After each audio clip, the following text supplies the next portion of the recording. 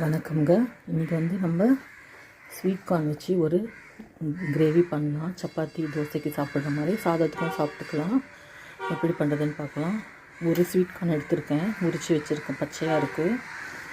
இது தக்காளி 3 தக்காளி, 3 வெங்காயம், இஞ்சி பூண்டு பேஸ்ட், மஞ்சள் தூள், கரம் மசாலா தூள், மிளகாய் தூள், கொஞ்சம் தயிர், ஒரு 2 ஸ்பூன் தயிர், உப்பு, அப்புறம் கசூரி மேத்தி கொஞ்சமாக. இது இல்லைன்னா புதினா போட்டுக்கலாம். இது போட்டால் நல்லா ஃப்ளேவராக இருக்கும்.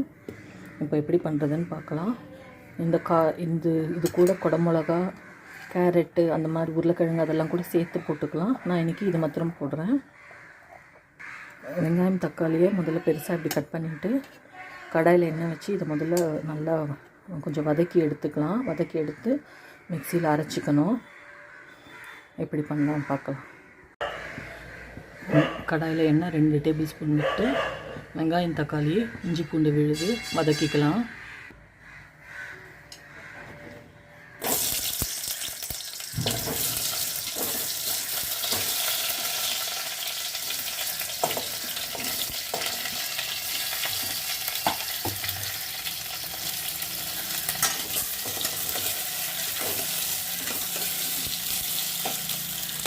ரொம்ப வதங்கணும்னு இல்லை, பாதி வதங்கினா போதும். கொஞ்சம் உப்பு போட்டுக்கோங்க, சீக்கிரம் வதங்கிடும்.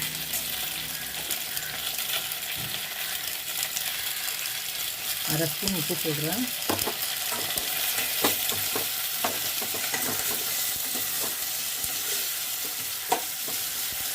இது கூடவே இஞ்சி பூண்டு பேஸ்ட் அரை ஸ்பூன் போடுறேன்.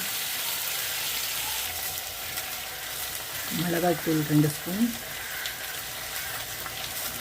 காரத்துக்கு ஏற்ற மாதிரி போட்டுக்கோங்க.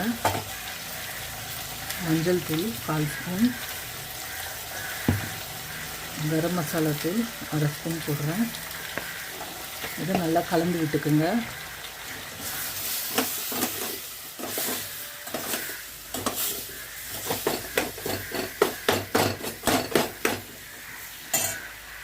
இது பாதியாக வதங்கட்டும்.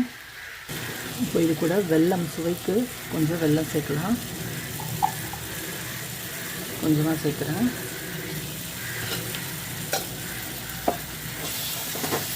அடிப்பிடிக்காமல் கலந்து விடுங்க. இந்த மசாலா பச்சை வாசனை போனால் போதும், ஆஃப் பண்ணிடலாம். இதில் வதங்கினா போதுங்க. ஆஃப் பண்ணிவிட்டு ஆற வச்சு இது மிக்சியில் அரைச்சிக்கலாம். மிக்சி ஜாரில் மாற்றிக்கலாம். இப்போ அதே கடாயில் நம்ம திரும்ப ஒரு டேபிள் ஸ்பூன் எண்ணெய் விட்டுக்கலாம்.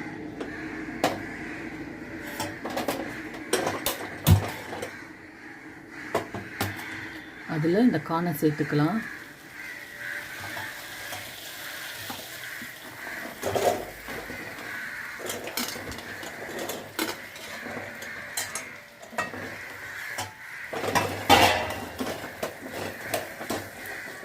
அந்த கார்னை சேர்த்துட்டு தண்ணி சேர்த்து அதை கொஞ்சம் வேக வைக்கலாம்.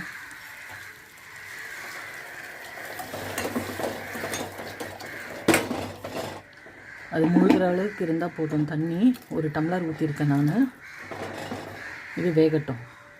நம்ம மசாலா வரைச்சி எடுத்துகிட்டு வந்துட்டோங்க. கரகரன்னு அரைச்சிக்கணும், ரொம்ப நைஸாக இல்லை.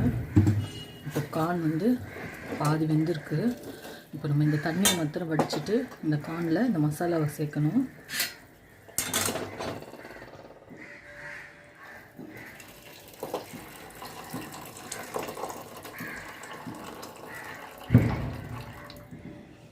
பாருங்க, கார்ன் மாத்திரம் இருக்குது. இது கூட நம்ம அரைச்ச மசாலாவை சேர்த்துடலாம். ஃபுல்லாக சேர்த்தாச்சு. இந்த கிளறி விட்டு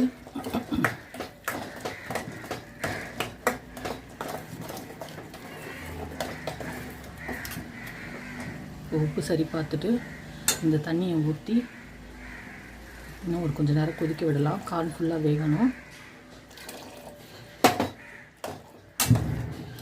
தண்ணி ரொம்ப அதிகமாகிடுச்சுன்னா என்ன பண்ணுறதுன்னா தண்ணி எடுத்துட்டேன். நீங்கள் கம்மியாக தண்ணி இருந்தால் அப்படியே மசாலா சேர்த்துக்கலாம். இப்போ இது கரெக்டாக இருக்குது. இப்போ இது நல்லா கொதிக்கட்டோங்க. கார்ன் ஃபுல்லாக வேகணும். வெயிட் பண்ணலாம். இப்போ நான் எப்போவும் சொல்கிற மாதிரி தான் கிரேவி கொதிக்க வைக்கும்போது கீழே அடி பிடிக்காமல் இருக்க இந்த மாதிரி தட்டில் தண்ணி வச்சுட்டு வச்சிங்கன்னா கீழே இருக்கிறது எவ்வளோ நேரம் ஆனாலும் அடி பிடிக்காது. அதுக்கப்புறம் அந்த தண்ணியை கொட்டிடலாம் கீழே. இப்போ பாருங்கள் நல்லா வெந்திருக்கு. இப்போ இதில் வந்து நம்ம 2 டேபிள் ஸ்பூன் தயிர் சேர்த்துக்கலாம். தயிர் சேர்த்துட்டு அது கூட தேவையான அளவு உப்பு சேர்த்துக்கோங்க. உப்பு எவ்வளோ இருக்கோ பார்த்து சேர்த்துக்கோங்க. இதை நல்லா கலந்து விட்டுட்டு இது கூட புதினா இல்லது கசூரி மேத்தி,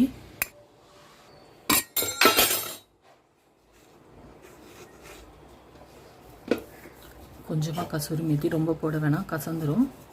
போட்டுட்டு உங்களுக்கு கிரேவி தண்ணியாக இருக்குதுன்னா கொஞ்சம் அரிசி மாவு கலந்துக்கலாம். இல்லாட்டி தேங்காய் விழுது, முந்திரி பருப்பு, பாதாம் பருப்பு கலந்து அரைச்சி போட்டால் இன்னும் ரிச்சாக இருக்கும். கூட பட்டரும் கலந்துக்கலாம்.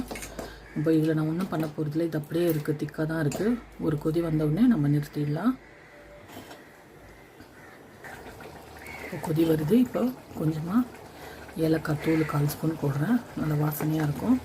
இப்போது அடுப்பை அணைச்சிடலாம். அவ்வளோதாங்க, இந்த கறி ரெடி ஆகிடுச்சு. இந்த சாதத்துக்கு, சப்பாத்தி, தோசை எதுக்கு வேணால் வச்சுக்கலாம். பூரிக்கெல்லாம் நல்லாயிருக்கும். இன்னும் வெஜிடபிள்ஸ் வேணால் கூட இதோட சேர்த்துக்கலாம். நன்றி, வணக்கம்.